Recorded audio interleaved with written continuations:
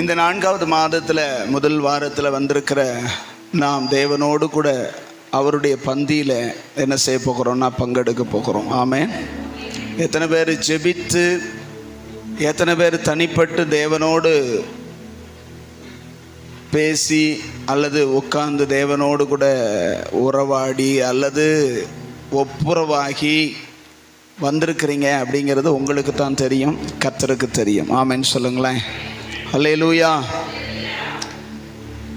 வேத வசனம் இந்த பந்தியை குறித்து, பந்தியிலே பங்கெடுக்கிறவர்களை குறித்து என்ன சொல்லுகிறது அப்படின்னு நம்ம கவனிப்போமானால், 1 கொரிந்தியர் 11ஆம் அதிகாரத்தில் அதை குறித்ததான காரியங்களை நமக்கு ஆண்டவர் என்ன செய்து வைத்திருக்கிறார், எழுதி வைத்திருக்கிறார். அல்லேலூயா. சத்தமா சொல்லுங்க அல்லேலூயா. 1 கொரிந்தியரின் புஸ்தகம் 11ஆம் அதிகாரத்தில் இந்த திருவிருந்தை குறித்ததான ஒரு தெளிவான ஒரு ஆலோசனையையும் தெளிவான ஒரு காரியத்தையும் அப்போஸ்தலனாகிய பவுல் மூலமாய் கொரிந்தி சபைக்கு ஆவியானவர் எழுதி கொடுத்திருக்கிறார். அல்லேலூயா. இந்த பந்தியில பங்கெடுக்கிறவர்கள் எப்படிப்பட்டவர்களாய் இருக்கணும், எப்படி எடுக்கணும், என்ன மனநிலைமையோடு எடுக்கணும் அப்படிங்கிறதெல்லாம் நமக்கு இந்த இதில் என்ன செய்யப்படுகிறது, எழுதப்பட்டிருக்கிறது. அல்லேலூயா. வசனம் சொல்லுகிறது. இப்போ முதல்ல நம்ம பார்ப்போம், நம்ம அந்த கர்த்தருடைய பந்தியை மாதம் 1வது வாரத்தில் என்ன செய்கிறோம், திருவிருந்து எடுக்கிறவங்க கொஞ்சம் கவனமாக கவனிக்கணும். அல்லேலூயா. திருவிருந்தில் உட்கார்றவங்க, திருவிருந்தில் எனக்கு திருவிருந்து கொடுங்கன்னு நீங்கள் தான் உட்கார்றீங்க. நான் உங்களை எஞ்சி போங்கன்னு சொல்ல மாட்டேன், எடுத்து தான் ஆகணும்னு சொல்ல மாட்டேன். ஆனால் திருவிருந்தில் பங்கெடுக்கிற நாம் முதல்ல எப்படி, அது எதுக்காக எடுக்கிறோம், அதை ஏன் எடுக்கணும், அதை எப்படி எடுக்கணும் அப்படிங்கிறதெல்லாம் நம்ம பார்க்க போகிறோம். அல்லேலூயா. முதல்ல திருவிருந்து அப்படிங்கிறது என்னது, அதை ஏன் எடுக்கணும்னா வாசித்து பாருங்கள் 26வது வசனத்தை, 11:26. ஆகையால் நீங்கள் இந்த அப்பத்தை புசித்து இந்த பாத்திரத்தில் பானம் பண்ணும் போதெல்லாம், இந்த பாத்திரத்தில் பானம் பண்ணும் போதெல்லாம் கர்த்தர் வருமளவும், மறுபடியுமாய் மேலே போன கர்த்தர் பூமிக்கு திரும்பி வருமளவும் அவருடைய மரணத்தை தெரிவிக்கிறீர்கள். அவருடைய மரணத்தை சத்தமா சொல்லுங்க, மரணத்தை தெரிவிக்கிறீர்கள். அப்படின்னா என்ன அர்த்தம், அதென்ன, இந்த அப்பத்தை புசிக்கும் போதும் இந்த பாத்திரத்தில் அவருடைய இரத்தமாய் இருக்கிற அந்த திராட்சை ரசமாகிய அவருடைய இரத்தத்தை புசிக்கும் போது, குடிக்கும் போதும் எதை தெரிவிக்கிறோம், இயேசு கிறிஸ்துவின் மரணத்தை நாம் என்ன செய்கிறோம், தெரியப்படுத்துகிறோம். தெரிவிக்கிறீர்கள் அப்படின்னா தெளிவா எழுதப்பட்டிருக்கிறது. அப்படின்னா என்ன அர்த்தம், நான் இந்த அப்பத்தையும் அவருடைய இரத்தத்தையும் பானம் பண்ணும் பொழுது கிறிஸ்து எனக்காக சிலுவையிலே அடிக்கப்பட்டு பிக்கப்பட்டு ஒரு சொட்டு இரத்தம் இல்லாமல் எனக்காக சிந்தினார் அப்படிங்கிறத நான் வெளிப்படுத்துறேன். என்ன செய்றேன், சத்தமா சொல்லுங்க. இங்கிட்டு சத்தமே கேட்க மாட்டேங்குது, என்னன்னு தெரியல. ஆண்கள் பக்கம் சொல்லுங்க, என்ன செய்கிறோம், நீங்க ஆண்கள் இல்லை, இங்கிட்டு தான் ஆண்கள். இந்த பக்கம் சொல்லுங்க, என்ன செய்கிறோம், தெரிவிக்கிறோம், தெரியப்படுத்துகிறோம். அல்லேலூயா. கொஞ்சம் ஒத்துழைச்சு பேசுங்க. பேசினா தான் கொஞ்சம் என்ன செய்வீங்கன்னா பரலோகத்துக்கு பக்கத்தில் போகாமல் இருப்பீங்க. அதுக்காகத்தான் சொல்றேன். எல்லாம் தலையை குனிஞ்சுக்கிட்டு இருந்தனாக்க நீங்க இருக்கீங்களா இல்லையான்னு எனக்கு என்ன செய்யல தெரியல. கொஞ்சம் நிமிர்ந்து பாருங்க. அல்லேலூயா. அப்படின்னா நாம எடுக்கும் போது, இந்த திருவிருந்தில் பங்கெடுக்கும் போது எதை தெரிவிக்கிறோம், எனக்காக கிறிஸ்து அடிக்கப்பட்டார். ஆமென். எனக்காக ஆண்டவர் ரத்தம் சிந்தினார். நீங்களும் பேசுங்க. ஹல்லேலூயா. அப்படிங்கிறத நம்ம மற்றவர்களுக்கு தெரிவிக்கிறோம் இல்லையா, நமக்கு நாமே தெரிவிக்கணும். இயேசு எனக்காக என்ன செய்தார், மரித்தார், அடக்கம் பண்ணப்பட்டார், ரத்தம் சிந்தினார், உயிரோடு எழுந்தார் அப்படிங்கிறத. சரி, அப்பனா இப்படி இருக்க சொல்லுங்க, அதை 27 பாருங்க. இப்படி இருக்க எப்படி இருக்க? மரணத்தை தெரிவிக்கிற அனுபவமாய், மரணத்தை வெளிப்படுத்துகிற காரியமாய் இருக்கிறபடியால். எது? திருவிருந்து. எவன் அபாத்திரமாய் கர்த்தருடைய அப்பத்தை புசித்து.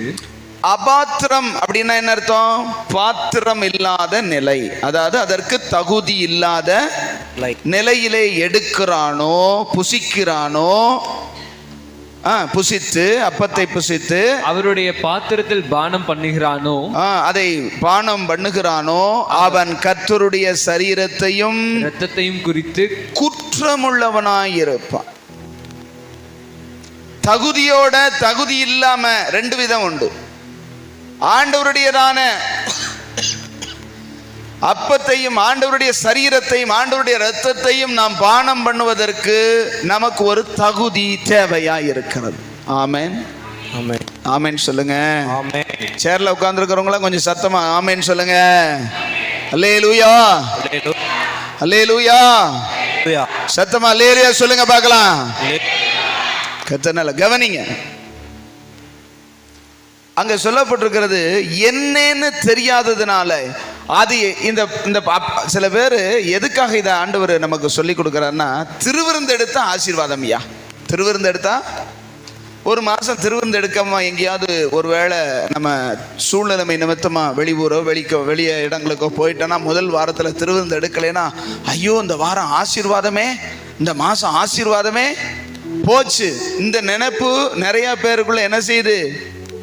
திருவிருந்து எடுத்தா ஆசீர்வாதம், திருவிருந்து எடுக்கலைன்னா ஆசீர்வாதம் இல்லை அப்படின்னு எங்க வசனம் சொல்லுது?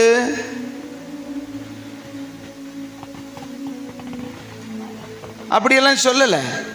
திருவிருந்து எதுக்கு எடுக்கிறோம்னா, எனக்காக இயேசு அடிக்கப்பட்டார், எனக்காக இயேசு ரத்தம் சிந்தினாருங்கிறத நான் தெரிவிக்கும்படி. அவ்வப்போது நான் என் ஆத்துமாவே கர்த்தரை ஸ்தோத்தரி, என் முழு உள்ளமே அவருடைய பரிசுத்த நாமத்தை ஸ்தோத்தரி. ஏன் இப்படி சொல்றாரு?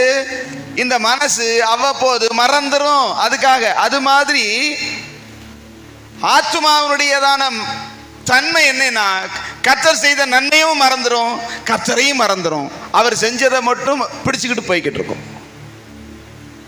ஆமென் சொல்லுங்களேன். அதனாலதான் சங்கீதக்காரன் ஓயாம சொல்றான், என் ஆத்துமாவே, என் ஆத்துமாவேன்னு சொல்றாரா, உன் ஆத்துமாவேன்னு சொல்றாரா? என் ஆத்துமாவே. ஆக்சுவலா நம்ம சொல்லணும், ஆத்துமாக்களே கர்த்தரை ஸ்தோத்திரிங்கள் தான் சொல்லணும். அவர் சொல்ல என் ஆத்துமாவே. இன்னொரு இடத்துல சொல்லும்போது, என் ஆத்துமாவே நீ ஏன் கலங்குகிறாய், நீ ஏன் எனக்குள் தியங்குகிறாய், அப்படித்தானே சொல்றாரு. அப்படின்னா அந்த ஆத்துமாவானது அவ்வப்போது மறந்து விடுகிறதாயும் அவ்வப்போது கலக்கமடைகிறதாயும் கலக்கமடைய கூடியதாயும் இருக்கிறதுனால அவர் ஆவியிலே உயிர்ப்பிக்கப்பட்டு அவ்வப்போது நினைவுபடுத்திக்கிட்டே இருக்கிறாரு. ஆமென், ஆமென் சொல்லுங்க. அப்படின்னா அந்த திருவிருந்து எதை ஞாபகப்படுத்துது? அவருடைய மரணத்தை. சொல்லுங்க, கொஞ்சம் பேசுங்க, ஒன்றும் பேசினால தப்பு இல்லை. அவருடைய மரணத்தை, அவர் நமக்காக செய்த தியாகத்தை நினைவுபடுத்துகிறோம், நமக்கு நாம என்ன செய்கிறோம்? தெரிவிக்கிறோம். அப்படி இல்லாமல், தெரிவிக்காமல், அந்த மரணத்தை நினைவுபடுத்தாமல் அபாத்திரமாய் அப்படின்னு சொல்லப்பட்டிருக்கிறது, புசிக்கிறவன் குற்றமுள்ளவனாயிருப்பான். இயேசு எனக்காக மரித்தாருங்கிறத நினைக்காம, ஏதோ இதை எடுத்தனா ஆசீர்வாதம், எடுக்காட்டி எனக்கு இந்த மாசம் ஆசீர்வாதம் கிடையாது. ஆண்டவர் சமூகத்துக்கு வந்து திருவிருந்து வாங்கணுமியா, வாங்கலேனா அந்த மாசமே என்ன இல்லை இல்லை, அப்படி இல்லை, தகுதியோட. ஏன் சொல்றேன் அப்படின்னா, அல்லேலூயா சொல்லுங்களேன். அல்லேலூயா. சரி, முதல்ல இதை பார்த்துருவோம். அந்த மரணத்தை தெரிவிக்கிறோம். மரணம் எதற்காக? இயேசு கிறிஸ்துவினுடைய மரணம், அவருடைய ரத்தம் சிந்துதல் எதற்காக? எதற்காக ரத்தம் சிந்தினார்? என்னுடைய பாவங்களை. எதற்காக ஆண்டவர் மரித்தார்? என்ன பரிசுத்தமாக்க. ஆமென் சொல்லுங்களேன். என்ன பாவத்திலிருந்து கொஞ்சம் சத்தமா சொல்லுங்களேன். என்ன மீட்டெடுக்கும்படி, என்ன கழுவும்படி, என்ன சுத்திகரிக்கும்படி, நான் செய்த அநியாயங்கள், நான் செய்த தவறுகளை மன்னிக்கும்படியாகத்தான் இயேசு என்ன செய்தார்? மரணத்தை ருசி பார்த்தார். ஆமென் சொல்லுங்களேன்.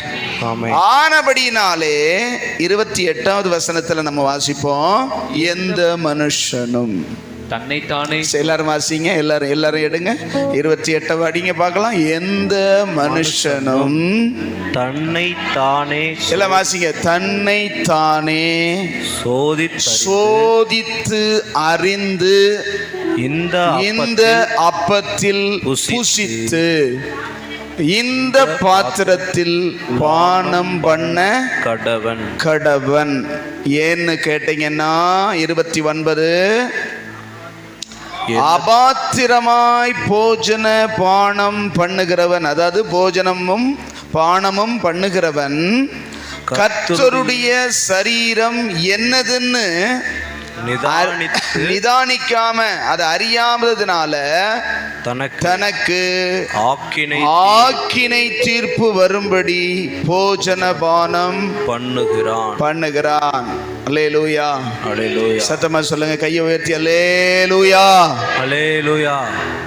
திருவிருந்து எடுத்தா ஆசீர்வாதம், திருவிருந்து எடுக்கலைன்னா ஆசீர்வாதம் இல்லைன்னு நினைக்கிற இந்த நேரத்தில் இங்கே சொல்றாரு, திருவிருந்து ஒழுங்கா எடுத்தா என்ன வரும் நமக்குள்ள? ஆண்டவர் சொல்லுகிறபடி சுத்திகரிக்கப்பட்டு தன்னைத்தானே ஆராய்ந்து இந்த பந்தியில புசிக்கும் போது என்ன நடக்கும்? சொல்லுங்க, கவனிங்க, கொஞ்சம் பதில் சொல்லுங்க. என்ன நடக்கும்?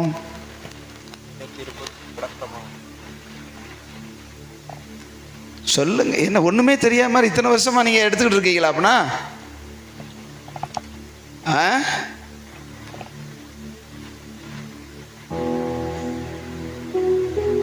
வாசிங்க, யோவான் 6ஆம் அதிகாரம்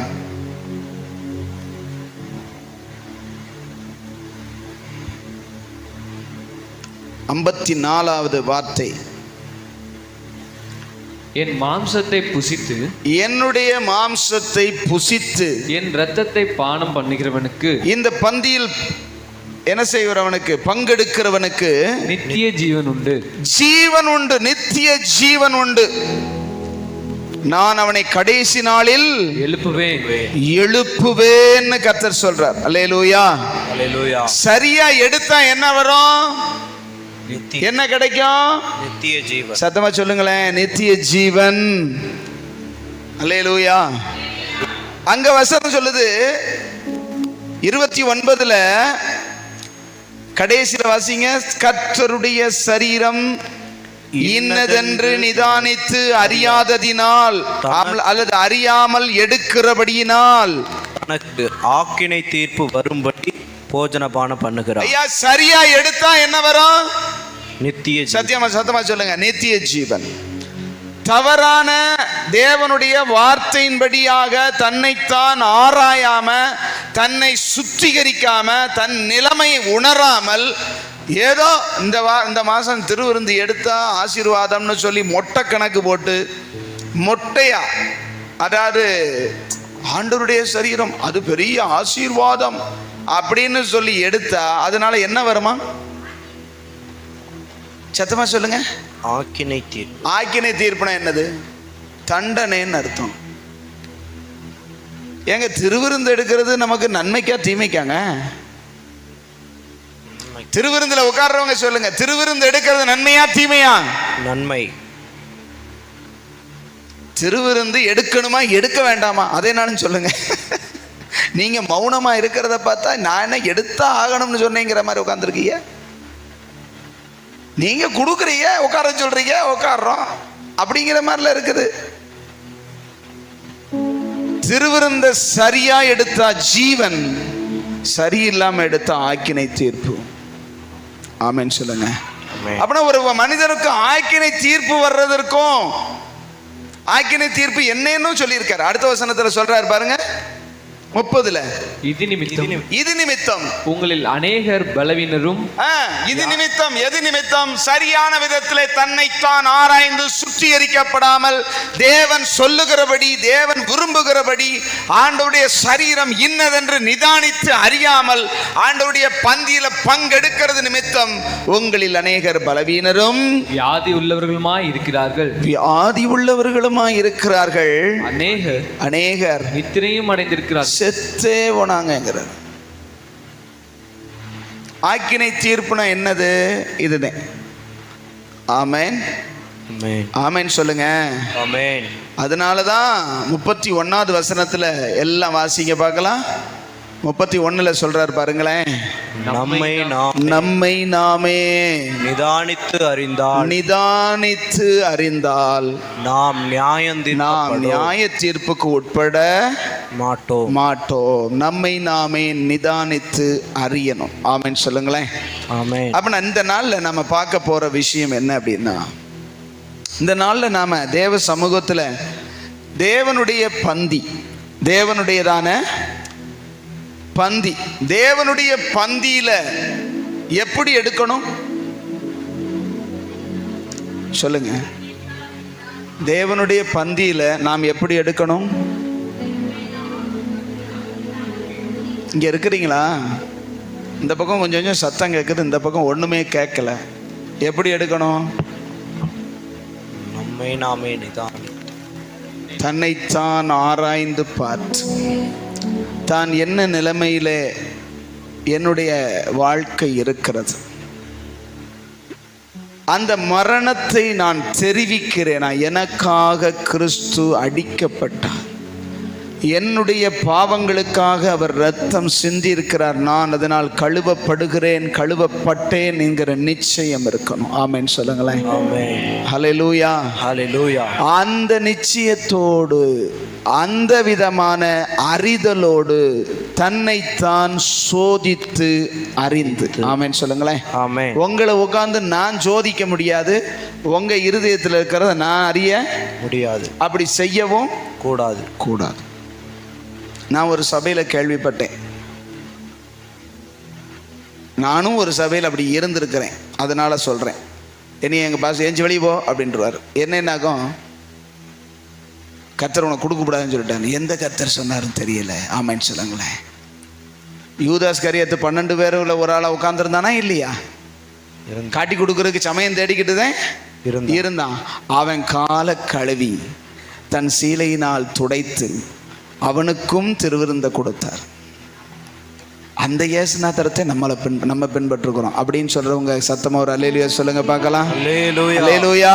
அல்லேலூயா. நீ எஞ்சி வெளியே போயிரு, நீ சரியில்லை, நீ சரியில்லை, எஞ்சி வெளியே போயிரு, நீ சரியில்லைன்னா யாரு சரியா இருக்கா? அப்பனா எப்படி தெரியும்? நல்ல வேளை நம்ம மேல சீட்டு விழுகிறேன்னு உள்ள உட்கார்ந்துருக்கிற ஒரு கள்ளன் என்ன செய்வான்?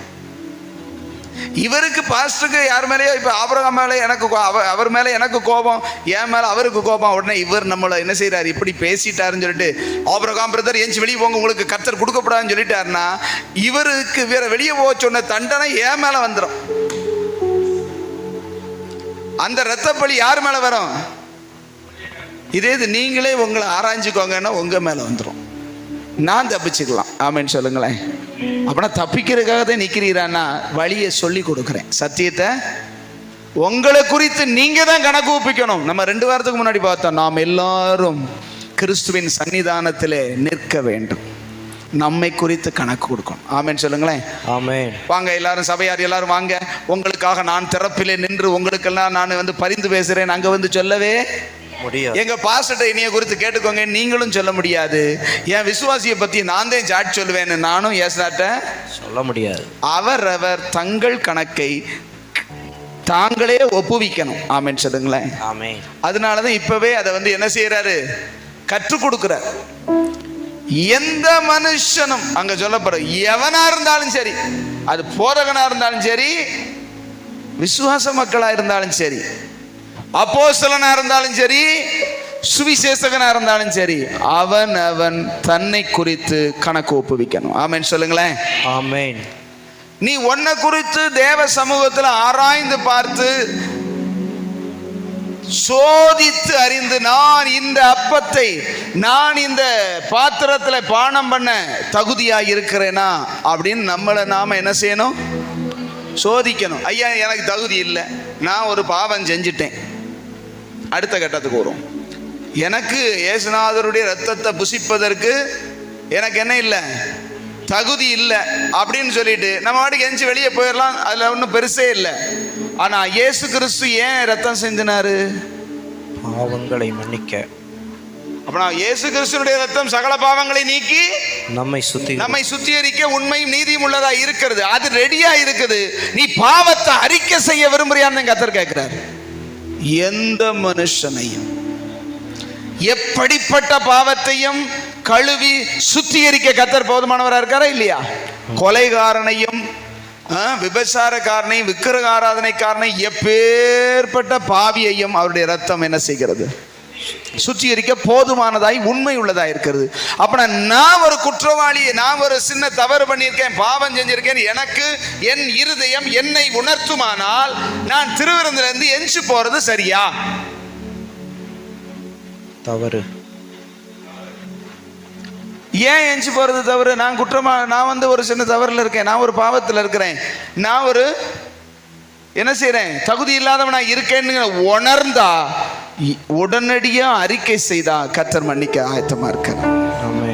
நீ எழும்பி போன அப்படின்னா நான் மன்னிக்கப்படவோ ஆண்டவர்கிட்ட மன்னிப்பு கேட்கவோ அந்த பாவத்தை விடவோ எனக்கு மனசில்லைன்னு அர்த்தம். சத்தமா அல்லேலூயா சொல்லுங்க பார்க்கலாம். ஆண்டவர் மன்னிக்க ரெடியா இருக்காரு, மன்னிப்பு கேட்க என்ன செய்ய முடியல அப்படின்னா அர்த்தம் என்னன்னா, நான் அந்த பாவத்தை செஞ்சுக்கிட்டே இருப்பேன், அந்த தவற செஞ்சுக்கிட்டு இருக்கிறது எனக்கு பிடிக்குதுன்னு அர்த்தம். அல்லேலூயா சொல்லுங்க. அப்படிப்பட்டவங்களை கர்த்தர் மைத்த பிடிச்சு எடுத்துட்டு வந்து மன்னிப்பு கேள்றா அப்படின்னு சொல்லவே மாட்டார். போ, அக்கிரமக்காரனோடு போக விரும்புகிறோனே என்ன செய்வாரா? தங்கள் வழிகளை, தங்கள் கோணலான வழிகளுக்கு சாய்கிறவர்களை அக்கிரமக்காரரோட போக செய்வாரா? அப்படின்னா தேவன் என்ன விரும்புகிறார்? ஆண்டவர் எதை விரும்புகிறார்? ஒரு திருவிருந்து மாதம் எடுக்க ஏன் வைக்கிறார்? நம்ம சத்தமா சொல்லுங்க பார்க்கலாம். ஏன் மாசம் ஒரு செக்கை வச்சுக்கிட்டு இருக்காரு? சொல்லுங்களேன். எதுக்குங்க மாசம் திருவிருந்து? வருஷத்துக்கு ஒருக்க கொடுத்தா போதுமில்ல? எங்க பாசெல்லாம் அப்படித்தான். 9 மாதம் நான் அந்த விஷயத்தை சொல்ல விட்டுப்பட்டேன்ல, பார்த்தீங்களா? எங்க பாச என்ன செய்வார்னா எஞ்சி போன்னு சொல்லிடுவார். நல்ல மனுஷன். ஆமேன்னு சொல்லுங்களேன். ஏன்னா எங்க மேல ரத்தப்படி இல்லைல்ல, அவர் தானே ரத்தப்படியை தாங்க வச்சுக்கிறாரு. இன்னைக்கு ரத்தப்படியில் பிரச்சனை என்ன செய்யறாரு? எல்லா பிரச்சனையும் வந்து முங்கிக்கிட்டு கிடக்காரு. அது அதுக்கும் அவருக்கும் உள்ள பாடு என்ன, நமக்கு அது கணக்கு வேண்டாம். நான் அப்படி விரும்பலை. நான் தேவனுக்கு முழுவதும் நேரஸ்தனாக இருக்க விரும்புகிறேன். இன்னொரு சபையில் ஒரு சகோதரி, ஒரு அருமையான சகோதரி ஒரு பிரச்சனையோடு போயிருக்கிறார்கள். அந்த பிரச்சனைக்காக ஜெபம் பண்ணிக்கிட்டு இருக்காங்க. போய் 6 மாதம் ஆச்சு. நீ திருவிருந்து எடுக்கப்படாது, நீ ஒதுங்கி நில்லுங்கிறாங்க. அவங்க கர்த்தருக்கு முன்பதாக தங்களை தாங்களே ஆராயணுமா? பாஸ்ட் ஒதுங்கி நில்லுங்க அப்படின்னு சொல்லணுமா? அந்த சிஸ்டர் சொல்கிறாங்க, ஏன் நானும் அவங்கள ஒரே நாளில் ரட்சிக்கப்பட்டோம், ஒரே மாதத்தில் ரட்சிக்கப்பட்டோம். 35 வருஷம் ஆச்சு ரட்சிக்கப்பட்டு. குழந்தை மாதிரி அந்த சிஸ்டர் ஆண்டவருடைய வார்த்தை என்ன சொன்னாலும் தலைகீழ என்ன செஞ்சிருவாங்கன்னா, ஆண்டவருக்கு நான் கீழ்ப்படுகிறேன்னு விழுவாங்க. அப்படிப்பட்ட சகோதரி அந்த ஒரு சபைக்கு போய் தங்களுடைய நிலவரங்கள் எல்லாம், தாங்கள் பட்ட கஷ்டங்கள் எல்லாம் அந்த சபையில், பழைய சபையில் இருந்த பிரச்சனையெல்லாம் சொன்னார்கள். சொல்லிட்டு அந்த சபையில் சரி இங்கே வாங்கன்னு சொல்லி, ஆனால் 6 மாதமா திருவிருந்து உங்களுக்கு கிடையாதுன்னு சொல்லி ஒதுக்கி வச்சுட்டாங்களாம். என்னத்தை சொல்கிறது? நான் சொல்கிறேன், நீங்கள் திருவிருந்தில் நீங்கள் உக்காந்தீங்கன்னா உங்களுக்கு கட்டாயம் நான் கொடுக்கத்தையும் செய்வேன். ஆமேன்னு சொல்லுங்களேன். நீ அப்போத்தையும் விபச்சாரம் பண்ணிட்டு வந்தாலும் சரி, கொலை செஞ்சுட்டு வந்தாலும் சரி, வீட்டில் அடிதடி சண்டை நொறுங்கிட்டு வந்தாலும் சரி, நீ உக்காந்தேன்னா நான் உனக்கு கொடுப்பேன். ஆமேன்னு சொல்லுங்களேன். ஏன் கொடுப்பேன்? ஏசுநாதர் யூதாசுக்கே கொடுத்தார். ஆமேன்னு சொல்லுங்க. ஆமென். ஆனா வசனத்தை சொல்லி கொடுக்கலைன்னா என் மேல பழி வரும். நீ வசனத்துக்கு கீழ்ப்படிஞ்சு ஒன்ன ஆராய்ஞ்சு பார்த்து உன் இருதயத்தில் கர்த்தர் பேசுகிற அந்த பாவத்தை உணர்ந்து ஆண்டவர் சமூகத்தில் மன்னிப்பு கேட்டு எடுத்தேன்னா எனக்கு என்ன? நீ தேவனோடு ஒப்புரவாகணும்னு சொல்லித்தான் கர்த்தர் பேசுறார். ஆமென் சொல்லுங்க. ஆமென். எதுக்கு ஆண்டவர் இப்ப மாதம் மாதம் ஒரு செக் வைக்கிறாரு? நீ மாசம் மாசம்னாலும் ஒன்னு என் சமூகத்துல என்ன செய்யி, ஆராய்ஞ்சு பார்த்து என்னோட இணைஞ்சுக்கோ. உன் பாவத்தை விடு, உன் சுபாவத்தை நீ உணரு. நீ செய்கிற தவறுகளை என் சமூகத்துல வந்து என்ன செய்யி, அறிக்கை செய்து விட்டு விடுங்கிறார். அல்லேலூயா சொல்லுங்க. அல்லேலூயா. சில சபைகள்ல வார வாரம் திருவிருந்து, வார வாரம். இன்னொரு சபை இருக்கு, இன்னொரு சபை இருக்குது டெய்லி. போகும் போதெல்லாம் கூடும் போதெல்லாம் ஒரே வேலை, அப்பந்திக்கிறதே வேலை. போ வேலை. எப்ப கூடுனாலும் சரி அப்பத்தை எடுத்து ஸ்தோத்திரம் என்ன கடவோம் ஆணு சொல்லுங்க, டொக்குன்னு வாயில போட்டுருவாரு. இவர்கள் ஆணு திறக்கும் போதே பார்த்தோன்னா உள்ள வந்து சிகரெட் வாட கபீர்னு அடிக்கும். பார்த்தோன்னா வாயை திறந்தா வெத்தலை அங்கே நாரி உள்ள என்ன செய்யணும்னா அந்த ஒட்டி பயங்கரமாச்சு, அந்த சிவப்பு கம்பளம் விரித்தது மாதிரி இருக்கும். உள்ள தூக்கி நாசமா போன்னு போடுவாரா நல்லாருன்னு போடுவாரான்னு தெரியல. அல்லேலூயா சொல்லுங்களேன். ஏன்னா கூடும் போதெல்லாமா தப்பு இல்லைங்க, எப்ப நான் எடுக்கலாம். வீடுகள் தோறும் அப்பம் விட்டார்களா இல்லையா? சபை தோறும் மாதந்தோறும் சொல்லப்பட வீடுகள் தோறும் கூட்டத்து கூட்டம் அப்பம் விட்டாங்க. என்னன்னா அவ்வளவுக்கு அதிகமாய் சுத்திகரிக்கப்பட்டாங்க. அல்லேலூயா சொல்லுங்களேன். முறைப்படி செஞ்சா டெய்லி செஞ்சாலும் தப்பு இல்லை. தேவன் சொன்ன ஒழுங்கின்படி அனுதினமும் நாம் திருவிருந்து எடுக்கலாம், தவறே கிடையாது. நம்ம ஒழுங்கு என்ன வச்சிருக்கோம், ஒரு மாசத்துக்கு ஒருக்கேனாலும் நம்மை நாமே ஆராய்ந்து பார்த்து ஆண்டவர் சமூகத்தில் இந்த மாதத்தில் ஆகிலும் நான் உம்மோடு இணையட்டும் ஆண்டவரே. அல்லேலூயா சொல்லுங்களேன். அல்லேலூயா. அல்லேலூயா. அல்லேலூயா. ஒரு முதிர்ந்த ஊழியர் தான் சொன்னார். அவர் சொன்னதுக்கு அதை புரிஞ்சுக்கிட்ட ஆண்டவர் கிருபை. ஏன்னா அது கொஞ்சம் நாளைக்கு முன்னாடி, ஒரு 15 வருஷத்துக்கு முன்னாடி சொன்னார். மாதம் மாதம் ஏன் எடுக்கணும் அப்படின்னு ஒரு வார்த்தை நான் கேட்டேன். மாதம் மாதம் ஏன் எடுக்கணும் அப்படின்னு கேட்கும்போது அவர் சொன்னார், ஆண்டவர் ஒரு மனிதனுக்கு அல்லது ஒரு பெண்ணுக்கு எடுத்துக்கணும், ஒரு பெண் சுத்தமாக இருக்கிறாளா, அவள் உண்மை உள்ளவளாக இருக்கிறாளான்னு செக் பண்ணுறதுக்கு மாதத்தில் 3 நாள் லீவ் விடுறாரு அப்படின்னு சொன்னார்.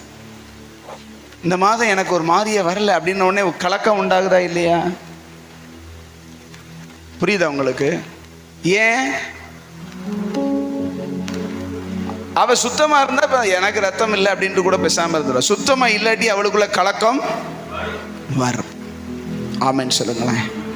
உனக்கு கலக்கம் வருது அப்படின்னா அங்க ஏதோ ஒரு கலங்கி இருக்குன்னு அர்த்தம். அதை போல மாசம் ஒருக்கைனாலும் தேவ சமூகத்தில் நம்மளை ஆராய்ஞ்சு பார்க்கறதுக்காகத்தான் நம்ம மாதம் ஒருக்க வச்சிருக்கோம்னு அந்த ஊழியக்காரர், ஒரு முதிர்ந்த தேவ மனுஷன் சொன்னார். அல்லேலூயா. அப்படின்னா நம்மளை தேவ சமூகத்தில் நம்மளை நாமே என்ன செய்யணும்? சத்தமா சொல்லுங்க, ஆராய்ந்து. அதுக்கு தான் ஒரு உபவாச ஜெபம், ஒரு நேரம் உபவாசம் இருந்து தேவ சமூகத்தில் நம்மை நாமே, நான் தேவனுடைய வார்த்தைக்கும் தேவனுடையதான வசனத்துக்கும் ஏற்றவனாய் இருக்கிறேனா, எனக்குள்ள என்ன சுபாவம், என்ன பாவம், என்ன தவறு இருக்குன்னு உட்காந்து ஆராய்ஞ்சு பார்த்து அவருடைய இரத்தத்தினால கழுவப்பட்டு எனக்காக அடிக்கப்பட்டவரே, எனக்காக ரத்தம் சிந்தினவரேன்னு சொல்லி ஆண்டவர் சமூகத்தில் கழுவப்பட்டு வந்தோம்னா தைரியமாக இருக்கலாம். ஆமென் சொல்லுங்களேன். அல்லேலூயா. சரி, அப்படி எடுக்கலை, அப்படி நான் தெரியுது, வசனம் தெரியுது, தன்னைத்தானே ஆராயணும், தன்னைத்தானே ஆராய்ந்து பார்த்து தான் இந்த அப்பத்தில் புசிக்கணும், தன்னைத்தானே ஆராய்ந்து பார்த்து தான் இந்த பானத்தில் பானம் பண்ணணும் தெரியுது. ஆனாலும் நான் அப்படித்தான் எடுப்பேன், துணிகரமாக எடுக்கத்தான் செய்வேன் அப்படின்னு சொல்லி துணிகரமாக எடுத்தா என்ன நடக்கும் தெரியுமா? இங்கே சொல்லப்பட்டது என்னது சொல்லப்பட்டிருக்குது? பலவீனரும் வியாதி உள்ளவர்களுமாய் இருக்கிறார்கள், அநேகர் செத்தே போனார்கள் இருக்குது. பழைய ஏற்பாட்டில் துணிகரமா தேவனுடைய காரியத்தில் ஈடுபட்டவங்களுடைய முடிவு உங்களுக்கு தெரியுமா? துணிகரமா. அதாவது தெரியாமைக்கும் துணிகரத்துக்கும் என்ன வித்தியாசம்? ஐயா இப்படி செய்யணும்னு எனக்கு தெரியாது அப்படின்னா கர்த்தர் இருதயத்தை என்ன செய்கிறவர். ஆனா எல்லாம் எனக்கு என்ன செய்யும்? சத்தமா சொல்லுங்க, எல்லாம் எனக்கு தெரியும். ஆனாலும் நான் அப்படி செய்ய மாட்டேன், துணிகரமாத்தான் எடுப்பேன். மக்களுக்கு முன்பதாக நான் ஏதாவது நான் எஞ்சி போயிட்டேன் அல்லது நான் வந்து அழுதுகிட்டு இருந்தேன்னா இனி என்ன நினைப்பாக அப்படின்னு நினச்சி மக்களுக்கு பயந்து தேவனுக்கு பயப்படாமல் துணிகரமாக தேவனுடைய பந்தியில், தேவ காரியத்தில், தேவனுடைய சமூகத்தில் நாம் தொடர்ந்து இருப்போமானால் என்ன நடக்கும் தெரியுமா? இங்கே பார்த்தீங்கன்னா 3 காரியம் சொல்லப்பட்டிருக்குது: பலவீனம், வியாதி, மரணம். ஆமென். பழைய ஏற்பாட்டில் இந்த 3மே துணிகரமாக செஞ்சவங்களுக்கு தான் வந்தது. முதல்ல என்ன சொல்லப்பட்டிருக்குது? பலவீனர்னு சொல்லப்பட்டிருக்கு. என்னது? பலவீனம் அடைந்தார். ஆமென். ஆமென். நீங்க வாசிங்க 1 சாமுவேல் 13ஆம் அதிகாரத்தில் வாசிங்க. 1 சாமுவேல் 13ஆம் அதிகாரத்தை எடுங்க. 1 சாமுவேல் 13ஆம் அதிகாரம் 12வது வசனம். கில்காலில் பெலிஸ்தர் எனக்கு விரோதமாய் வந்து விடுவார்கள் என்றும் நான் இன்னும் கர்த்தருடைய சமூகத்தை நோக்கி விண்ணப்பம் பண்ணவில்லை என்றும் எண்ணி துணிந்து சர்வாங்க தகன பலியை செலுத்தினேன் என்றான். அடுத்து சாமுவேல் சவுலை பார்த்து, புத்தியீனமாய் செய்தீர், உம்முடைய தேவனாகிய கர்த்தர் உமக்கு விதித்த கட்டளையை கை கொள்ளாமற் போனீர். மற்றபடி கர்த்தர் இஸ்ரவேலின் மேல் உம்முடைய ராஜ்யபாரத்தை என்றைக்கும் சிறப்படுத்துவார். இப்பொழுதோ உம்முடைய ராஜ்யபாரம் நிலை நிற்காது. என்ன செய்யாது? நிலை நிற்காது. யார்கிட்ட இத சாமுவேல் சொல்றாரு? சத்தமா சொல்லுங்க. சவுல் ராஜாவிட்ட. சவுல் ராஜா யாரால் ஏற்படுத்தப்பட்டவர்? கர்த்தரால் ஏற்படுத்தப்பட்டவர். கர்த்தரே தெரிந்து கொண்டவர். கர்த்தரே அபிஷேகித்து அந்த ராஜ்யம் முழுவதுக்கும் முதல் ராஜாவா ஏற்படுத்தப்பட்டது. அல்லேலூயா. இஸ்ரவேலின் முதல் ராஜா யாருன்னா இன்னைக்கும் சொல்ல முடியும், சவுல் தான். கர்த்தர் தான் ஏற்படுத்தினார். கர்த்தர் தான் அந்த ஸ்தானத்தை கொடுத்தார். கர்த்தர் தான் அந்த மகிமையை கொடுத்தார். ஆனா ஒரு பிரச்சனைன்னு வரும் பொழுது, ஒரு போராட்டம்னு வரும் பொழுது, தேவனுடைய ஒழுங்கு என்னன்னு இவனுக்கு தெரியும். தேவனுக்கு பலி செலுத்துகிறது யாரு? தேவனுக்கு பலி செலுத்துறது பொறுப்பு யாரு? ஆசாரியனுடையது, தீர்க்கதரிசியினுடையது. தெரியும். சாமுவேல் வர்றேன்னு சொல்லிட்டு வர லேட்டா போச்சுன்னு சொன்ன உடனே இவனே துணிந்து என்ன செஞ்சானா? அங்க சொல்லப்பட்டிருக்கிறது, இன்னும் நான் கர்த்தருடைய சமூகத்தை நோக்கி விண்ணப்பம் பண்ணவில்லை என்றும் எண்ணி துணிந்து அப்படின்னு அவனே அந்த வாயில சொல்றான். துணிந்து செய்ததுனால அவனுடைய ராஜ்யம் பணிந்தது, பலவீனம் அடைந்தான். அல்லேலூயா சொல்லுங்க. உம்முடைய ராஜ்யபாரம் நிலை நிற்காது. அப்படின்னா பலவீனம்னு அர்த்தம். பலவீனம் அடைஞ்சு போச்சு. அல்லேலூயா. தேவன் கொடுத்த பதவி தான், தேவன் கொடுத்த ஆளுகை தான். ஆனா தேவனுடைய வார்த்தைக்கு கீழ்ப்படியாமலும் அந்த ஒழுங்கிற்கு உட்படாமலும் போனவனால உன் ராஜ்யம் என்ன செய்யாது? நிலை நிற்காது. அல்லேலூயா. நம்ம எவ்வளவு பெரிய உயர்வுல இருந்தாலும் கர்த்தருடைய வசனத்தை விட உயர்ந்தவங்க கிடையவே. கர்த்தருடைய ஒழுங்குக்கு மாறாக நடக்கவே. அல்லேலூயா சொல்லுங்களேன். இந்த சவுல் தேவனுடைய ஒழுங்கு என்னன்னு தெரிஞ்சு துணிகரமா பலிபீடத்தின் மேல போய் பலி செலுத்த போனதுனால பலவீனப்பட்டான். ஆமென். ஆமென் சொல்லுங்களேன். இங்கதான் இருக்குங்கிறவங்க சத்தம் அல்லேலூயா சொல்லுங்க பார்க்கலாம். அல்லேலூயா. அல்லேலூயா. அல்லேலூயா. நீங்க இருக்கீங்க அப்படின்னா கொஞ்சம் அவ்வப்போது ஆமென் அல்லேலூயான்னு சொல்லி நான் சொல்றதுக்கு பதில் என்ன செய்யுங்க சொல்லுங்க. அப்படின்னா தான் உங்களுக்குள்ள போகுதுன்னு அர்த்தம். ஆமென். இந்த சவுல் தேவனுடைய ஒழுங்குக்கு கீழ்ப்படியாம துணிகரமாய் தேவனுடைய ஒழுங்குக்கு விரோதமா போய் அந்த தூபம் காட்டினால இவனுக்கு என்ன ஆனது? ராஜ்யம் நிலை நிற்காமல் பலவீனப்பட்டு போனது. ஆமென் சொல்லுங்களேன். ஆமென். இன்னொரு வசனத்தை வாசிக்கிறார். 2 நாளாகமம் 26:16 வாசிங்க. 2 நாளாகமம் நீங்க எல்லாம் வாசிச்சுக்கிட்டு இருக்கிற அந்த சம்பவங்கள் தான் 26:16 வாசிங்க. அவன் பலப்பட்ட போது அவன் பலப்பட்ட போது தனக்கு கேடுண்டாகும் மட்டும் அவனுடைய மனம் மேட்டிமையாகி தன் தேவனாகிய கர்த்தருக்கு விரோதமாக மீறுதல் செய்து தூபபீடத்தின் மேல் தூபங்காட்ட கர்த்தருடைய ஆலயத்திற்குள் பிரவேசித்தான். ஆசாரியனாகிய அசரியாவும் அவனோடே கூட கர்த்தரின் ஆசாரியரான பராக்கிரமசாலிகளாகிய 80 பேரும் அவன் பிறகே உட்பிரவேசித்து ராஜாவாகிய உசியாவோடு எதிர்த்து நின்று, உசியாவே, கர்த்தருக்கு தூபம் காட்டுகிறது உமக்கு அடுத்ததல்ல, தூபம் காட்டுகிறது பரிசுத்தமாக்கப்பட்ட ஆரோனின் குமாரனாகிய ஆசாரியருக்கே அடுக்கும், பரிசுத்த ஸ்தலத்தை விட்டு வெளியே போம், மீறுதல் செய்தீர், இது தேவனாகிய கர்த்தராலே உமக்கு மேன்மையாக லபியாது என்றார், அமையாது என்றார்கள். அப்பொழுது உசியா கோபம் கொண்டான்.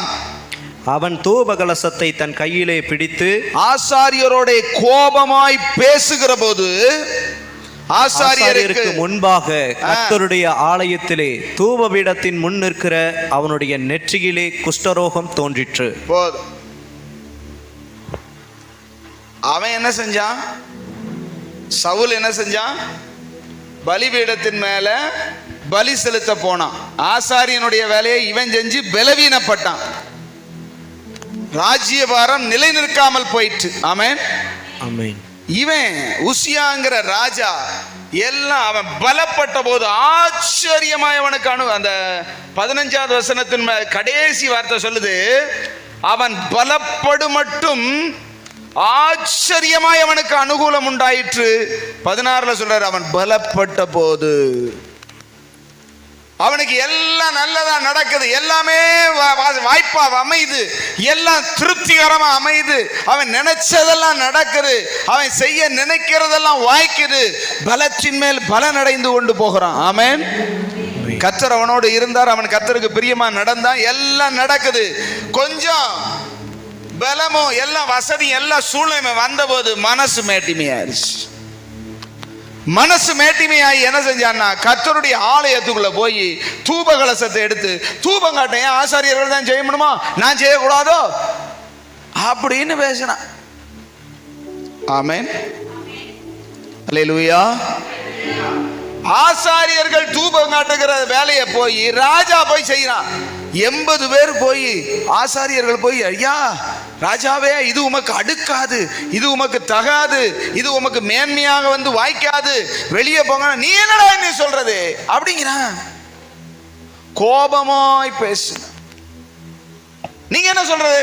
நான் எப்படிப்பட்ட ராஜா தெரியுமா, எல்லாம் எனக்கு வாய்ச்சிருக்கு, எனக்கு பலம் என்ன தெரியுமா, என்னுடைய நிலைமை என்ன தெரியுமா அப்படிங்கிறான். யார்கிட்ட நின்று, எங்க நின்று? பரிசுத்த ஸ்தலத்துல நின்று ஆசாரியர்களிடத்துல கோபமா பேசுற. ஆமென் சொல்லுங்களேன். ஆமென். இப்படி பேசின உடனே அங்க சொல்லப்படு, பேசிக்கொண்டு இருக்கும் போதே நெத்தியில குஷ்டரோகம் தோன்றிட்டு. எங்கனையாவது தெரியாத ஒரு இடத்துல தோன்றி இருக்க வேண்டியதானே? நெத்தினத்தையும் எல்லாரும் பார்ப்பாங்க. ஆமென் சொல்லு. நெத்தியை மறைச்சுக்கிட்டே தெரிய முடியுமா? எல்லாரும் பார்க்கும்படி, எல்லாருக்கும் தெரியும்படி அவனுடைய நெற்றியில குஷ்டரோகம் தோன்றிற்று. அங்க சொல்லப்பட்டிருக்கு, வாசிங்க. பிரதான ஆசாரியன் அசரியாவும் சகல ஆசாரியரும் அவனை பார்க்கும் போது இதோ அவன் நெற்றியில் குஷ்டரோகம் பிடித்தவன் என்று கண்டு அவனை தீவிரமாய் அங்கே இருந்து வெளிப்பட பண்ணினார்கள்.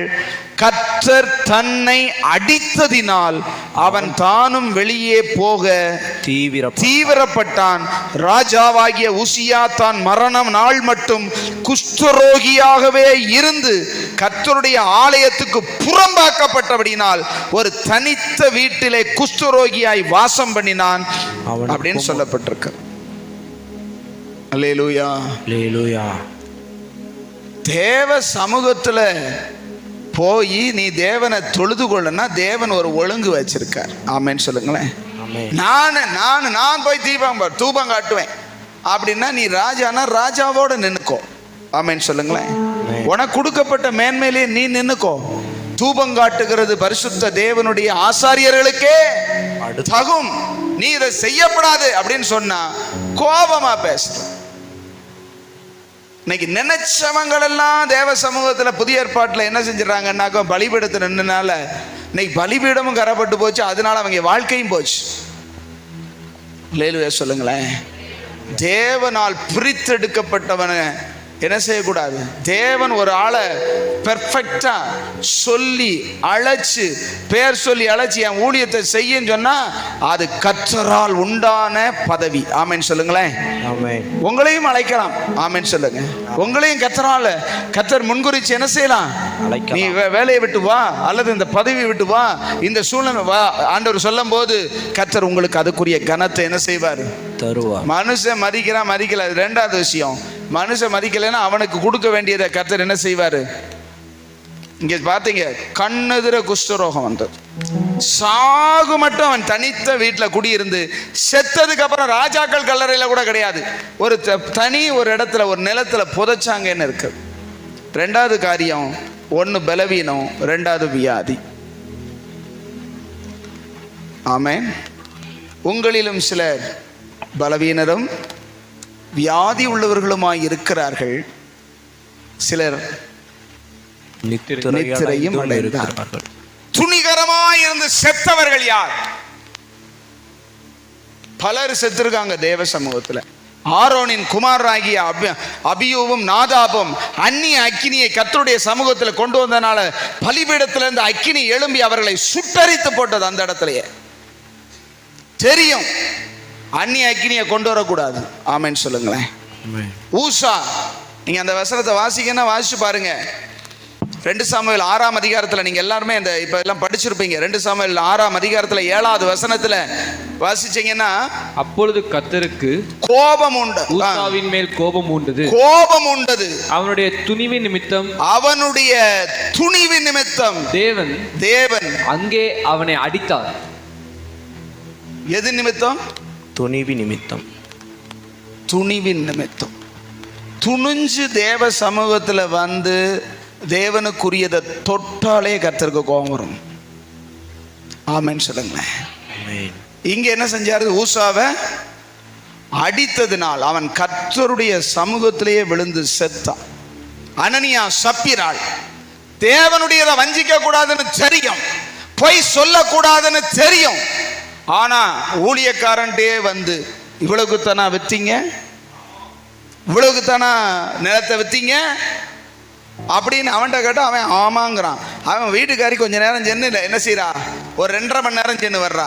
ஆராதனைக்கு 2.5 மணி நேரம் லேட்டாவா வர்றது? அல்லேலூயா சொல்லுங்க. மனுஷா, நீ போய் அப்படி ஒன்றும் தெரியாத மாதிரி கொடு, நானும் ஒன்றும் தெரியாத மாதிரி கொஞ்ச நேரம் சென்னு என்ன செஞ்சிடறேன், வந்துடுறேன்னா ஒன்றும் தெரியாத மாதிரியே 2 பேரையும் போய் அடக்கம் பண்ணிட்டாங்க. அல்லேலூயா சொல்லுங்க. அந்த இடத்திலேயே விழுந்து ஜீவனை விட்டான்னு சொல்லப்பட்டிருக்குது. ஒன்றும் தெரியாமல் அவன் மனைவி வந்தாள், அனனியா சப்பீராள் வந்தாள். சப்பீராளே, நிலத்தை இவ்வளவுக்குத்தானா விற்றீர்கள் அப்படின்னா, ஆமா அப்படின்னா அவ்வளவுதான் முடிஞ்சு வச்சு. அவளும் விழுந்து ஜீவனை விட்டாங்க. பரிசுத்த ஆவியினிடத்தில் பொய் சொல்லும்படி சாத்தான் உன் இருதயத்தை நிரப்பினத. நீங்கள் 2 பேரும் ஒருமனப்பட்டது என்ன? கர்த்தருக்கு விரோதமா ஒருமனப்பட்டு செஞ்சீங்கன்னாக்க சாவு நிச்சயம், ஆவிக்குரிய மரணம். அல்லேலூயா. புதிய ஏற்பாட்டுல அந்த நாட்கள்ல பயம் உண்டாகும்படி கர்த்தர் சிலரை மரணத்துல விழ வச்சாரு.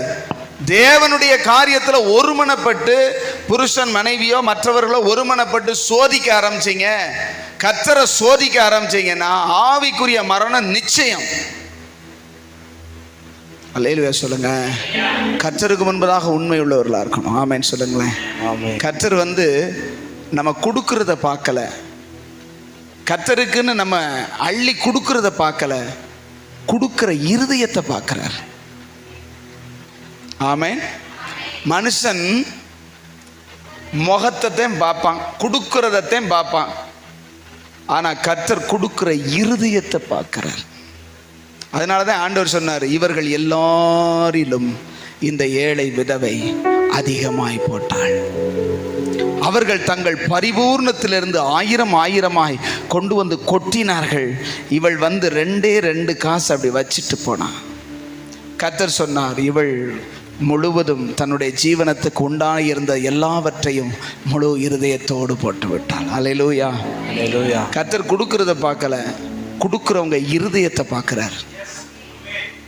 ஆமென். ஆமென். நீ கர்த்தருக்கு 10 ரூபா கொடுக்குறியா, 10 ரூபா கொடுக்குறியா, 10,000 கொடுக்குறியா, 20,000 கொடுக்குறியான்னு பார்க்கல, இருதயத்தை பார்க்கிறார். மனப்பூர்வமா ஆமென் சொல்லுங்களேன். இவன்கிட்ட யார் வந்து கேட்டா? அனனியாவிட்டையும் சப்பீரால்ட்டையும் யார் வந்து கேட்டா? தானா ஒப்பு கொடுத்தாங்க. இதை நான் என்ன செய்வேன்? இதை நான் கர்த்தருக்கென்று ஒப்பு கொடுத்திருக்கிறேன், இதை விற்று ஆண்டவருடைய ஊழியத்திற்கென்று தருவேன் ஒப்பு கொடுத்தது யாரு? ஆண்டவர் சொன்னாரா கொடுக்க? ஆண்டவர் உணர்த்தினாரா? இல்ல. நீ ஒப்பு கொடுத்தத உண்மையா என்ன செய்யணும்? இருக்கணும். கர்த்தரிடத்துல பொய் சொல்லக்கூடாது. அவன் எவ்வளவு வித்தான்னு தெரியல, ஒரு 1000 ரூபாய்க்கு வித்திருக்கலாம், இல்லது 10,000 ரூபாய்க்கு வித்திருக்கலாம்.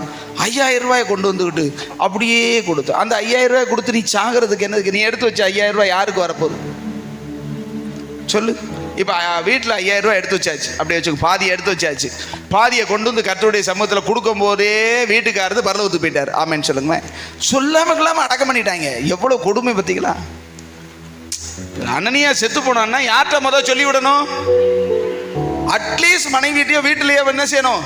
உங்க வீட்டுக்காரது இப்படி வந்தாரு, ஆண்டவர்கிட்ட பொய் சொன்னாரு, பொய் சொன்னேன்னு சொன்ன உடனே கீழே விழுந்து செத்து போனாரு, அதனால சீக்கிரமா அடக்கத்துக்கு வாங்கன்னு சொல்லணும். பார்த்தாரு, இவனை தூக்கிட்டு போய், இந்த சபிக்கப்பட்டவனை தூக்கிட்டு போய் அடக்கம் பண்ணுங்கன்னு வாலிபர்கிட்ட சொன்னாராம். வாலிபர்கள் சீலையில் சுற்றிட்டு போய் அடக்கம் பண்ணிட்டு உள்ள வந்தாங்களா. அப்போது அனனியா சப்பீரா நடந்தது ஒன்றுமே தெரியாமல் உள்ளவர், புருஷன் செத்ததை கூட சொல்லலை. அல்லேலூயா சொல்லுங்களேன். அல்லேலூயா. நடந்தது ஒன்றும் தெரியாமல் தான் இருக்கும். கர்த்தர் செய்கிறது ஜாக்கிரதை. அல்லேலூயா சொல்லுங்க. கர்த்தருக்கு விரோதமா மனசார துரோகம் பண்ணக்கூடாது. ஆமேனே வர மாட்டேங்குது பார்த்தீங்களா? ஏதோ நீ அறியாததுனால, புரியாததுனால, தெரியாததுனால தவறுனா கர்த்தர் பார்க்கிறார். ஆமேன்னு சொல்லுங்களேன். ஐயா எனக்கு தெரியாதுயா. ஆண்டவர் தெரியாதுங்கிறது தேவனுக்கு தெரியுமா தெரியாதா? உனக்கு இந்த வார்த்தை தெரியும் தெரியாதுன்னு தெரியுமா இல்லையா? கர்த்தருக்கு உண்மை இல்லை, கர்த்தருக்கு கொடுக்குறேன்னு சொன்னது 100 ரூபா, கொடுக்கறது 50 ரூபா, அது தெரியாமல் செஞ்சுட்டேன்னு சொல்ல முடியுமா? அதனால தான் ஆண்டவர் அந்த இடத்துல காப்பாற்ற முடியலை. துணிகரமான காரியத்திற்கு, தேவ காரியத்தில் நீங்கள் இது திருவிருந்தா இருந்தாலும் சரி, தேவனுக்கு கொடுக்கறதா இருந்தாலும் சரி, தேவனுடைய ஊழியத்திலேயா இருந்தாலும் சரி, உண்மையாக இருக்கணும். ஆமென் சொல்லுங்களேன். கர்த்தர் விரும்புகிறபடி, கர்த்தர் சொல்லுகிறபடி, கர்த்தருடைய வார்த்தையின்படி அவர் சொல்றாரு, தன்னைத்தானே சோதித்தறிந்து இந்த அப்பத்தில் என்ன செய்யணும்? போஜன பானம் பண்ணணும். ஆமென். புசிக்கணும், பானம் பண்ணணும். அப்படின்னா தன்னைத்தானே அறியாம செஞ்சா, அதாவது சோதித்து அறியாம செஞ்சா அது நமக்கு பலவீனம், அது நமக்கு வியாதி, அது நம்முடைய ஆவிக்குரிய மரணம் வருவதற்கு வாய்ப்பு இருக்கிறது. சரீர பிரகாரமான மரணமே வந்தாலும் வரலாம். அல்லேலூயா. அல்லேலூயா. ஆண்டவர் சமூகத்தில் நாம் எப்படிப்பட்ட நிலைமையில் இருக்கிறோம், எப்படிப்பட்ட நிலைமையில் தேவனுடைய சமூகத்தில் வந்து அவருடைய பந்தியில் பங்கெடுக்கிறோம் அப்படிங்கிறத ரொம்ப முக்கியம். அல்லேலூயா. அப்படி முழங்கால் படியிட்டு ஆண்டவர் சமூகத்தில் நம்மை நாமே ஆராய்ந்து பார்ப்போம். தன்னைத்தானே சோதித்தறிந்து இந்த அப்பத்தில் புசித்து இந்த பாத்திரத்தில் பானம் பண்ண கடவன். எண்ணத்தினால் எனில் கர்த்தருடைய சரீரம் என்னதென்று ஆராய்ந்து அறியாததினால் தனக்கு ஆக்கினை தீர்ப்பு வரும்படி என்று சொல்லப்பட்டிருக்கிறது. ஹல்லேலூயா. நிச்சயம் இல்லாதவங்களா நீங்கள் எடுக்க வேண்டாம். ஆண்டவர் சமூகத்தில் நான் கழுவப்படுகிறேன், நான் தேவ சமூகத்தில் அறிக்கை செய்கிறேன், என்னை நானே ஆராய்ந்து பார்த்து வந்திருக்கிறேன் அப்படின்னு ஒரு நிச்சயம் வேணும். அந்த ராகா பேசி சொன்ன ஒரு நிச்சயமான அடையாளத்தை எனக்கு கொடுங்கள். ஆண்டவர்கிட்ட கேளுங்க, ஆண்டவரே ஒரு நிச்சயமான அடையாளம் எனக்கு வேணும். நீங்க என்ன மன்னிச்சீங்க, நீங்க என்ன நடத்துவீங்க, நீங்க என்ன ஆசீர்வதிப்பீங்க, என்ன நீங்க அங்கீகரிச்சீங்க, என்னை காப்பாற்றுவீங்க. ஹல்லேலூயா. அந்த ராகா பேசி சொன்னா, நிச்சயமான ஒரு அடையாளம் வேணும்னு கேட்டதுனால ஒரு சிவப்பு நூல் கயிறை கொடுத்து, இந்த சிவப்பு நூல் கயிற்றை உன் ஜன்னலிலே கட்டு. அந்த சிவப்பு நூல் கயிறு அந்த ஜன்னலில் இருக்கும்போது சங்கார தூதன் உன்னை அணுக மாட்டான், சங்கரிக்க ஒருவரும் அந்த வீட்டை தொடமாட்டார்கள் என்று சொல்லி அவர்கள் அடையாளம் கொடுத்தார்கள். அதே போல அந்த எரிகோ பட்டணம் பிடிக்கப்படும் பொழுது அவள் அந்த ராகாப் என்கிற வேசி தன் தாய், தகப்பன், சகோதர சகோதரிகள் எல்லாரையும் அந்த வீட்டுக்குள்ளே, அந்த சிவப்பு நூல் கட்டின வீட்டுக்குள்ளே இழுத்து கொண்டாள். அவர்கள் எல்லாரும் காப்பாற்றப்பட்டு இஸ்ரவேலர்கள் நடுவில் என்றென்றைக்கும் குடியிருந்தார்கள். ஹல்லேலூயா. இன்னைக்கு உனக்கு ஒரு நிச்சயம் கொடுக்கிறதுக்கு கர்த்தருடைய ரத்தம், அந்த சிவப்பு நூல் கயிற்றுக்கு அடையாளமாய் இருக்கிற இயேசு கிறிஸ்துவின் ரத்தம் உன்னை சுத்திகரிக்க போதுமானதாய் இருக்கிறது. ஆண்டவரே கேளு, ஆண்டவரே என்னை நான் ஆராய்ந்து பார்த்து என் குறைகளை, நான் ஞான ஸ்நானத்தினாலே உம்மோடு ஒப்புரவானேன், உம்மோடு உடன்படிக்கை பண்ண எல்லா முழங்கால் படியிடும். எல்லாம் தேவ சமூகத்தில் நெடுமுழங்கள்ல நிற்க முடிந்தவங்க எல்லாம் நெடுமுழங்கள்ல, ஆண்டவரே என்னை உன் கைகளில் ஒப்பு கொடுக்கிறேன், என்னை உம்முடைய கைகளில் ஒப்பு கொடுக்கிறேன். சொல்லுங்க பார்க்கலாம். ஆண்டவரே என்னை நான் ஆராய்ந்து பார்க்கிறேன், என்னிடத்தில் பாவம் உண்டென்று ஆண்டவரே நான் அறிவேன், என்னை மன்னிங்கப்பான்னு சொல்லுங்க. என்னை கழுவுங்கப்பா, எனக்கு ஒரு நிச்சயத்தை கொடுங்கப்பா. சொல்லுங்க, வாயை திறந்து ஆண்டவர்கிட்ட பேசுங்க, ஜெபிங்க. எல்லாரும் ஸ்தோத்திரம் பண்ணி, ஆண்டவரே என்னை கழுவுங்க, ஆண்டவரே என்னை தூய்மை ஆக்குங்க, ஆண்டவரே. ஓ, நீர் உம்முடைய இரத்தத்தினால கழுவும் போது நான் ஒரு வெண்பனியை போல, ஒரு பஞ்சை போல நான் சுத்திகரிக்கப்படுவேன். விசுவாசிக்கிறீங்களா? அறிக்கை செய்யுங்க, அறிக்கை செய்யுங்க. ஆண்டவரே என்னை கழுவும், என்னை கழுவுங்கப்பா.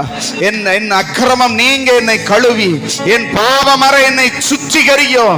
ஓ, உம்முடைய தூய ஆவியானவர் என்னை விட்டு விலகாமலும், உம்முடைய சத்திய ஆவியானவர் என்னை விட்டு விலகாமலும் இருந்து, ஆண்டவரே உம்முடைய பரிசுத்த ஆவியை என்னை விட்டு எடுத்துக்கொள்ளாமலும், ஆண்டவர் என்னை தள்ளாமலும் நீர் இருக்கணுமே.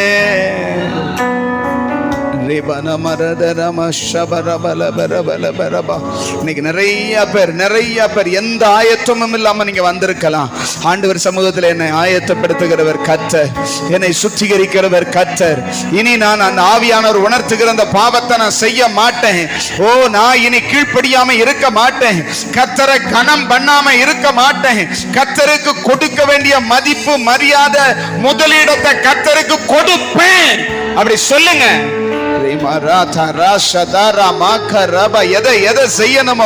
எதை செய்யணுமோ அதை நான் செய்வேன். ஓ, என்ன நான் ஆராய்ஞ்சு பார்க்கணும்னா பார்ப்பேன், சுத்திகரிக்கப்படணும்னா சுத்திகரிக்கப்படுவேன். ஓ, கழுவப்படணும்னா கழுவப்படுவேன். ஹல்லேலூயா. கர்த்தர் நீர் பரிசுத்தமாய் இருக்கணும் தான் கர்த்தர் விரும்புகிறார். ஒவ்வொருவரும் பரிசுத்தமாக்கப்பட வேண்டும் என்று விரும்புகிறார். உன் சிந்தையில பரிசுத்தம், உன் பார்வையில பரிசுத்தம், உன் பேச்சில பரிசுத்தம், உன் நடக்கையில பரிசுத்தம், முற்று முடிய பரிசுத்தமாக வேண்டும் என்பதை தேவ சித்தம். நாம் தேவனுடைய சித்தம் அறிந்து அவருடைய சித்தத்தின்படி பரிசுத்தமாக கடவோம். அவர் வரும்போது பரிசுத்தராய் வருகிறார், பூரண பரிசுத்தராய் வருகிறார்.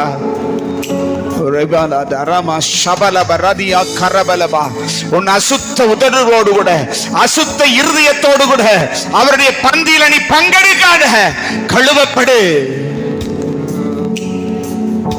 ஆண்டவருக்கு தெரியும் உன் இருதயம், நீ பேசின பேச்சு கர்த்தருக்கு தெரியும், அவர் கேட்டிருக்காரு. நீ நடந்து கொண்ட விதம் கர்த்தருக்கு தெரியும்.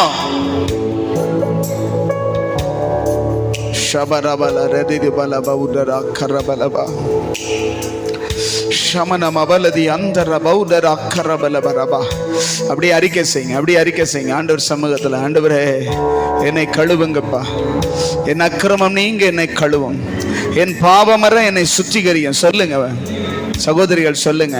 இன்னைக்கு கர்த்தர் உன்னை சுத்திகரிக்கிறார், இன்னைக்கு உன் பாவத்தை ஆண்டவர் மன்னிக்கிறார்.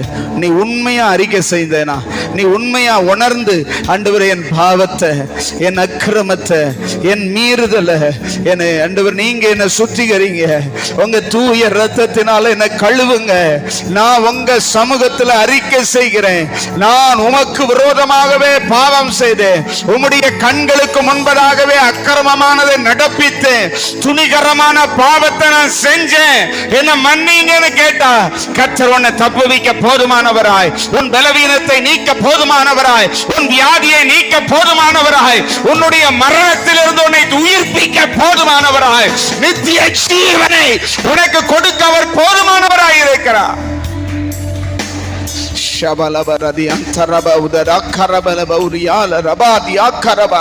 இருதயத்தை கடினம் மட்டும் படுத்தாத, இருதயத்தை கடினப்படுத்தாத, இருதயத்தை இறுக்கி வைக்காத.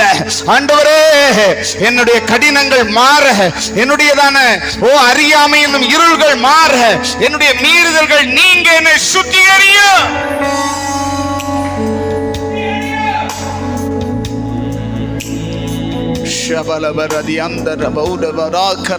நிறைய பேர் அமைதியா இருக்கிறீங்க. இந்த நேரத்தை நீங்க தவற விடாதீங்க.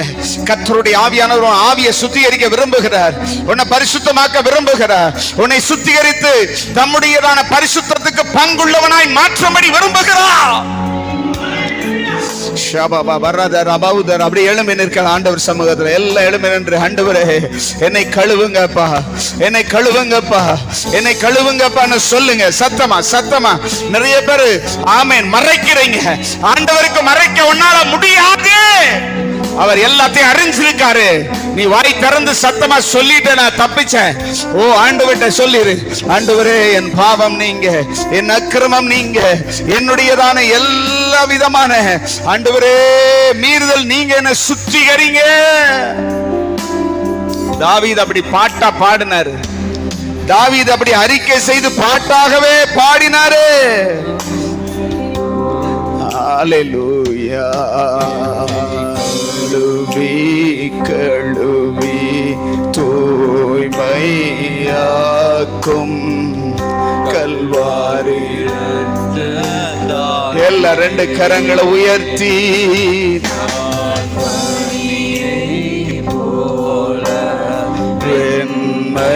வெண்மையாவே, முற்றிலும் வெண்மையாவே, ஏசையா ஏசையா ஏசையா ஏசையா. அப்படி கரங்களை உயர்த்தி ஏசையா ஏசையா ஏசையா ஏசையா. துணிகரமாய் நான் தவறு செய்தே, துணிந்து பாவம் செய்தே. சொல்லுங்க பார்க்கலாம். துணிகரமாய் நான் கையை உயர்த்தி அறிக்கை செய்யுங்க. துணிந்து பாவம் செய்தே, நோக்கி பார்க்க பலனில்லையே, நோக்கி பார்க்க பலனில்லையே, தூக்கி நிறுத்தும் என் தெய்வமே. இப்பொழுதே ஆண்டவர் உங்க பக்தியில வர்றாரு, உங்க பக்கத்துல வந்து தூக்கி எடுக்க வர்றாரு. நீ அறிக்கை செய்யும் பொழுதே உன் பக்கத்துல வருகிறார். கழுவி தூய்மையாக்கும் கல்வாரி ரத்தத்தாலே, கல்வாரி ரத்தத்தால் கழுவப்படுகிற அனுபவம் உண்டாவதாக. பாவம் கழுவப்படுகிற அனுபவம் இப்பொழுது பரிசுத்த ஆவியினால் உண்டாவதாக. ஒரு சுத்திகரிப்பு உண்டாவதாக.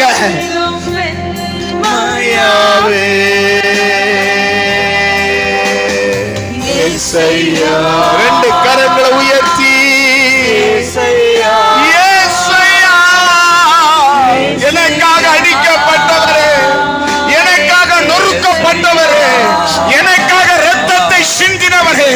எனக்காக மரணத்தை ருசி பார்த்தவரே, என்னை மீட்கும்படியாய் பெண்ணை தந்தவரே, நான் மரிக்க வேண்டிய இடத்துல ஓ நீர் மரித்தீர் இயேசையா.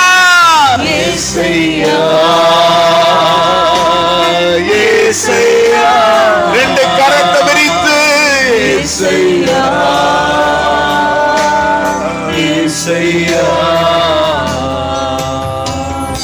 அப்பாவும் பாதம் அமர்ந்து விட்டே,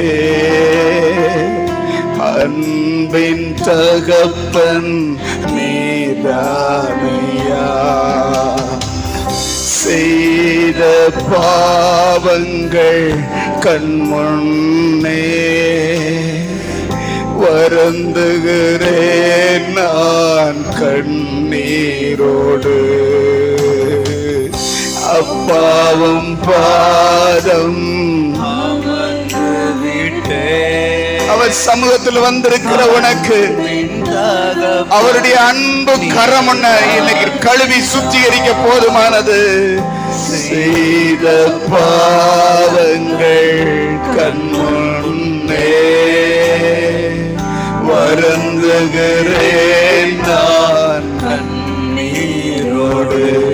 என்னை கழுவி கழுவி தூய்மையாக்கும் கல்வாரி ரத்தத்தாலே. எல்லாரும் சொல்லுங்க. பணியை போல வெண்மையாவே, முற்றிலும் வெண்மையாவே.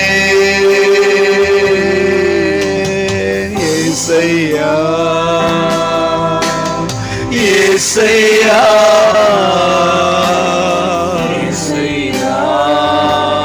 ஆவியானவர் அசைவாடி கொண்டிருக்கிறார். ஆவியானவர் அசைவாடி கொண்டே இருக்கிறார். உன் மேல ஆவியானவர் அசைவாடி கொண்டே இருக்கிறார். உன் பாவங்களை கர்த்தருடைய ஆவியானவர் கழுவி கொண்டே இருக்கிறார். சுத்திகரிப்பு கொண்டே இருக்கிறார். சுத்திகரித்து கொண்டே இருக்கிறார். ஒரு ஃப்ரீனஸ் வருகிறது. ஒரு ஆவியில ஒரு விடுதலை, ஒரு ஆவியில ஒரு விடுதலை நான் பார்க்கிறேன். உன் பாவங்கள் மன்னிக்கப்படுகிறது. ஓ கர்த்தருடைய அன்பு கரம் உன்னை அரவணைக்கிறது. இனி பாவம் செய்யாதே, இனி பாவம் செய்யாதே, இனி பாவம் செய்யாதே, இனி பாவம் செய்யாதே, இனி பாவம் செய்யாதே. அதிக கேடானது ஒன்றும் உனக்கு வராமல் இனி பாவம் செய்யாதே.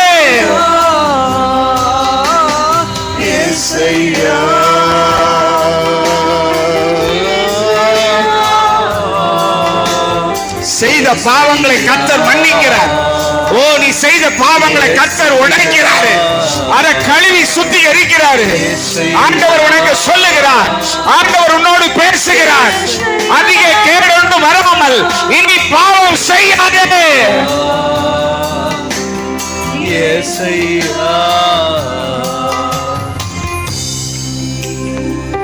ரபலபல சந்தல ரபலதி அந்தரபா ரேபலமரதி அந்தரபர ஷபரபலபரா. ஆண்டவரே, நான் பாவம் செய்யாதபடி உம்முடைய வாக்கை என் இருதயத்தில் வைத்து வைக்கிறேன். ஆண்டவரே சொல்லுங்க. உம்முடைய வசனம் என் இருதயத்துக்குள் நிரம்பட்டும். ஆண்டவரே, யாரு பாவம் துணிஞ்சு செய்வா தெரியுமா? யாரு பாவம் துணிஞ்சு செய்தா தெரியுமா? யாருடைய இருதயத்துல வேத வார்த்தை, வேத வசனம் இல்லையோ அவங்க தான் துணிகரமான பாவத்தை செய்வார்கள். அன்றியும் அவைகளால் உமது அடியேன் எச்சரிக்கப்படுகிறேன். ஐயா, உன் இருதயத்துல கர்த்தருடைய வார்த்தை இருந்தா தான் அந்த வார்த்தை எச்சரிக்கும் உன்னை. ஆண்டவரே, உம்முடைய வேதத்தை மறந்த பாவத்தை மன்னிங்கன்னு சொல்லுங்க பார்க்கலாம். அப்படியே கையை உயர்த்தி சொல்லுங்க பார்க்கலாம். ஆண்டவரே, உம்முடைய வேதத்தை வாசிக்காம, உம்முடைய வேதத்தை படிக்காம, உம்முடைய வேதத்தை தியானிக்காம, உம்முடைய வேதத்துக்கு கொடுக்க வேண்டிய கனத்தை நான் கொடுக்காம இருந்ததுனால ஆண்டவரே எனக்குள்ள துணிகரமான பாவம், ஆண்டவரே அசுத்தம் எனக்குள்ள வந்துருச்சு. என்ன மன்னிங்க ஆண்டவரே. உம்முடைய வேதத்தை படிக்காததுனால நீர் என்னை மறந்திருக்கிறீர். இனி நான் உம்முடைய வேதத்தை நான் மறப்பதில்லை. சொல்லுங்க. வேத வசனம் உள்ள இருக்க இருக்க உனக்கு பாதுகாப்பு. உனக்குள்ள எவ்வளவு தூரத்துக்கு வேத வசனம் ஆவிக்குள்ள போகுதோ, உன் சிந்தையில நிரம்புதோ, அந்த அளவுக்கு உனக்குள்ள வல்லமை பெருகும். பரிசுத்த ஆவியானவர் அந்த வேத வசனத்தை எடுத்து சாத்தானுடைய அக்கினி ஆஸ்திரங்களை முறிக்க உதவி செய்வாரே. அல்லேலூயா. உனக்கு விரோதமா பிசாசு எய்கிற அக்கினி ஆஸ்திரத்தை அவித்து போட கர்த்தருடைய பட்டயம் தேவை. விசுவாசங்கிற பட்டயம் தேவை. கேடகம் தேவை. வார்த்தை தான் வல்லமை, வார்த்தை தான் பாதுகாப்பு, வசனம் தான் நமக்கு கேடயம். வசனம் என்னும் தலைச்சீரா. தலை தப்பணும்னா வசனம் தலைச்சீராவா மாறணும். ஆமென் சொல்லுங்க. என் தலையை காலி பண்ணிடாம இருக்கிறதுக்கு வசனத்தை தலைச்சீராவா நான் கட்டி கொள்ளுவேன்னு சொல்லுங்க. பிசாசு உன் தலையை தாக்குறானா, உன் சிந்தனையை தாக்குறானா, உன் நினைவை தாக்குறானா, அசிங்கமா சிந்தா வருதா, அசுத்த சிந்தனைகள் நிரம்புதா, வசனத்தால நிரம்பு. அல்லேலூயா. வார்த்தை எங்கேயும் அங்க வல்லமை உண்டு. வார்த்தைக்குள்ளதான் அந்த வல்லமை இருக்கு. ஆண்டவரே, உம்முடைய வசனத்தின்படி நடக்கிற உத்தம மார்க்கத்தாரை நான் மாற்றுங்க ஆண்டவரே. சொல்லுங்க வாயை திறந்து. உம்முடைய வசனத்தின்படி சொல்லுங்க. உங்க வார்த்தையின்படி வாழுகிற உத்தம மார்க்கத்தாரை நான் மாறணும். தகப்பனே, இந்த பந்திக்கு எங்கள் ஒவ்வொருவரையும் நீர் ஆயத்தப்படுத்தி கழுவி சுத்திகரிக்கிறதற்காக உமக்கு ஸ்தோத்திரம். ஒவ்வொருவரையும், ஒவ்வொருவருடைய சிந்தனையிலிருந்து, செயல்களிலிருந்து, நடத்தையிலிருந்து, உணர்விலிருந்து, சரீரத்திலிருந்து எல்லாவற்றையும் நீ பரிசுத்தமாக்குகிறதற்காக ஸ்தோத்திரம். நீ பரிசுத்தப்படுத்துகிறதற்காக ஸ்தோத்திரம். உங்க கரத்துல முற்றிலும் அர்ப்பணிக்கிறோம். ஆராதனையில நீர் எங்களோடு பலமாய் அசைவாடினதற்காக, எங்களோடு இடைப்பட்டதற்காக உமக்கு ஸ்தோத்திரம். அருமை இரட்சகர் இயேசு கிறிஸ்துவின் நாமத்தில் ஜெபித்து ஜெயம் எடுக்கிறோம் நல்ல பிதாவே. ஆமென், ஆமென். பிரைஸ் மறுவாமம் ஆயத்தை விட்டு